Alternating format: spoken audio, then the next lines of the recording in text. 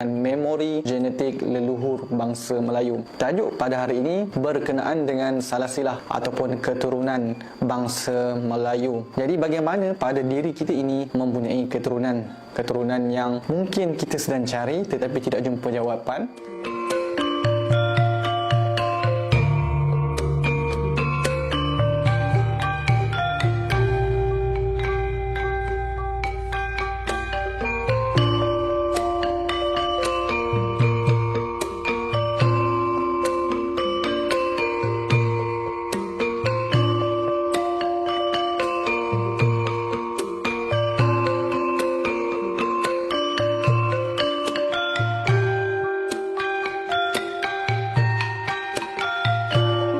Hari ini saya akan kongsi kepada anda semua bagaimana bentuk pesanan moyang walaupun mereka telah meninggal dunia. Mereka sudah tidak ada di alam nyata ini tetapi mereka meninggalkan amanat buat anak cucu cicit mereka, insya-Allah. Jadi pada hari ini sebenarnya bangsa Melayu itu sendiri pada jiwanya, pada dirinya itu sudah tertanam genetik yang telah diwarisi sejak turun temurun. Dan bila sebut tentang keturunan, setiap keturunan dalam diri kita ini mempunyai kepakaran ataupun kemahiran masing-masing. Dan contohnya lah anda mempunyai keturunan nenek moyang terdahulu daripada ulama, dan ada yang daripada pendekar, ada yang daripada orang-orang besar, bangsawan, raja-raja, sultan dan sebagainya. Jadi bagaimana amanat moyang kita ini dapat disampaikan kepada kita? Jadi sebenarnya memori genetik leluhur bangsa Melayu ini, setiap bangsa Melayu itu sudah tertanam satu chip ataupun satu program, sama ada ia aktif ataupun tidak sahaja. Jadi bagaimana kita nak tahu chip ini berfungsi aktif ataupun tidak? Pertama sekali, memori genetik leluhur bangsa Melayu ini disampaikan dalam bentuk ilham, firasat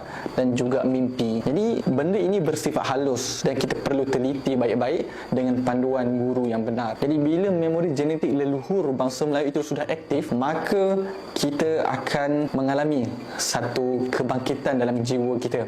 Bukan kita nak mencari keturunan, tidak. Tetapi bila sebut sahaja Melayu, kita akan berasa sensitif.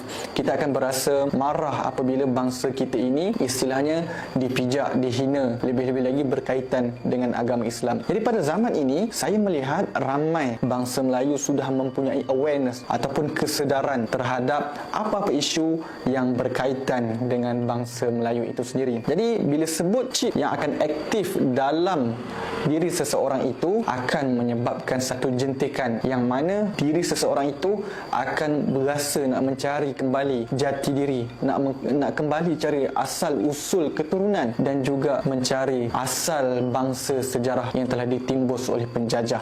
Bismillahirrahmanirrahim. Saya Dr. Rohaida bersama Prof. Hasim. Kami buat penyelidikan sebenarnya. Belum terfikir nak buat buku. Kami ingat nak buat dokumentari tentang Hang Tuah, tentang mendam berahi kapal dia. Kemudian bila nak buat sesuatu tu kita kena buat kajian kan. Jadi saya buat kajian dulu tentang penemuan keris di Jepun. Kami pun tak dapat pasti itu keris Melaka.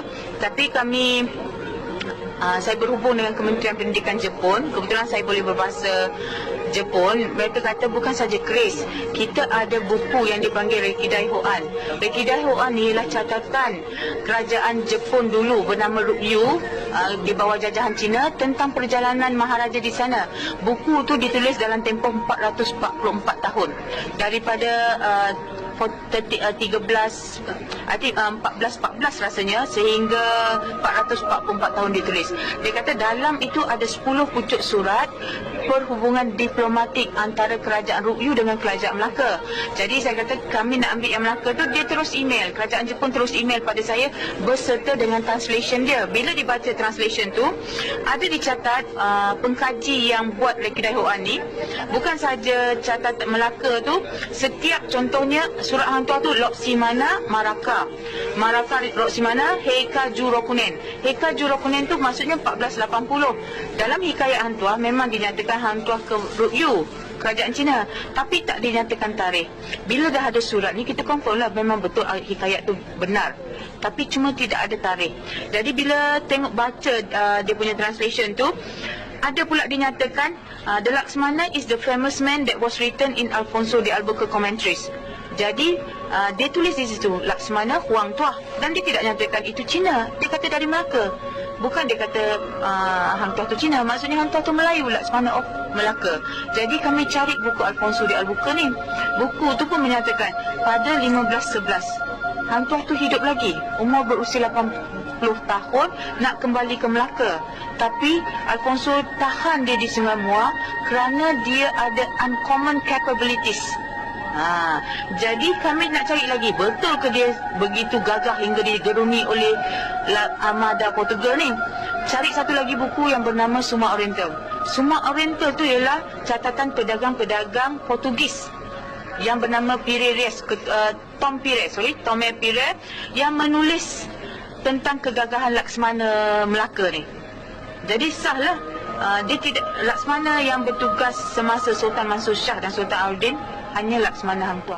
Jadi bila sebut chip memori genetik leluhur bangsa Melayu ini, kenapa kita kena ziarah makam orang-orang yang soleh, kita kena ziarah makam nenek, makam atuk kita? Sebenarnya menziarahi kubur ini terdapat satu hikmah daripadanya, adalah amanat itu akan tempias sampai kepada kita bila kita selalu ziarah. Di samping kita menyambungkan kembali pertalian secara rohani dengan si mati. Jadi bukan sekadar kita menziarahi dapat pahala, dapat pengajaran daripada orang-orang yang telah meninggal dunia, tetapi kita sebenarnya telah menyambung satu pertalian, yang mana pertalian ini akan menjentik Swiss chip genetik leluhur bangsa Melayu itu untuk istilahnya kembali bangkit. Jika dia berdarah keturunan pendekar, maka dalam keluarga dia akan mewarisi kependekaran. Ataupun jika dia adalah seorang ulama, nenek moyang yang terdahulu, maka dia anak cucu cicit salah satu daripada dalam keluarganya itu akan mengikut jejak moyangnya. Inilah yang disebut sebagai memori genetik bangsa Melayu. Dan sebenarnya kita ini adalah, kebanyakannya orang Melayu ini berketurunan Rasulullah sallallahu alaihi wasallam ataupun disebut sebagai Ahlul Bait. Jadi keturunan Ahlul Bait ini sudah bermula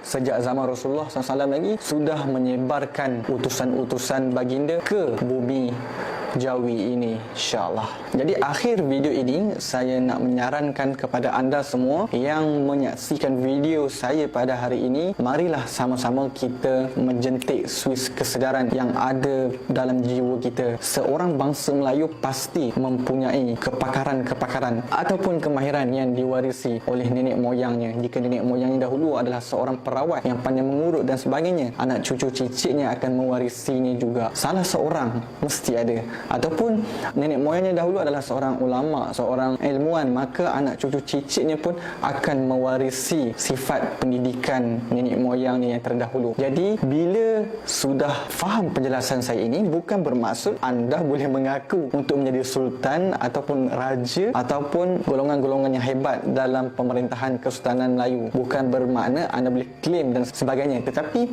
untuk mengembalikan jati diri bangsa kita, ianya bermula daripada dalam. Bila kita sudah ada kesedaran, maka benda inilah yang akan menjadikan diri kita untuk menggali semula sejarah yang telah hilang, sejarah yang telah ditimbus oleh penjajah. Maka ianya akan terzahir dengan usaha sama kita. Bukan semata-mata kita mengharapkan profesor-profesor di luar sana, tetapi kita sebagai anak muda ini mempunyai inisiatif untuk kita sendiri menggali semula peradaban agung bangsa kita yang terdahulu. Jadi saya sarankan kepada anak-anak muda di luar sana ataupun masyarakat di luar sana umumnya untuk mengkaji paling sedikit salah silah keturunan anda 5 generasi ke atas, supaya kita dapat meningkatkan lagi potensi untuk kita faham tentang sejarah bangsa kita.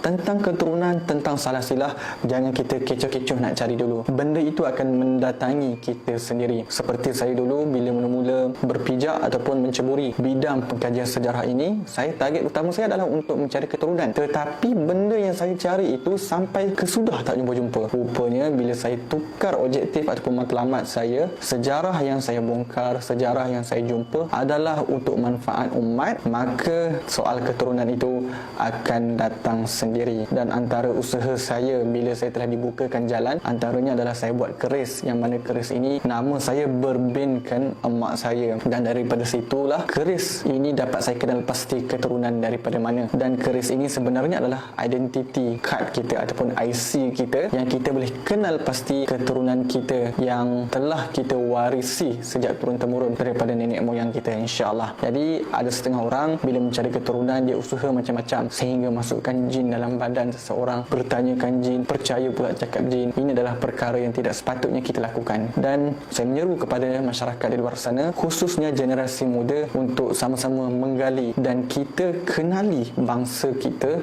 melalui pengkajian sejarah. Bukanlah kita hanya mempersoalkan apa segala kajian yang telah dilakukan oleh pengkaji-pengkaji di luar sana, kerana mereka telah menghabiskan masa, tenaga dan juga harta untuk menggali semula sejarah-sejarah yang telah tertanam, tertimbus oleh penjajah yang durjana. Jadi akhir kata daripada saya, moga-moga kita ini tergolong dalam mereka yang akan menjadi sebahagian ahli ataupun tentera yang akan membantu kepada sebuah kebangkitan pada masa akan datang, insya-Allah. Assalamualaikum warahmatullahi wabarakatuh.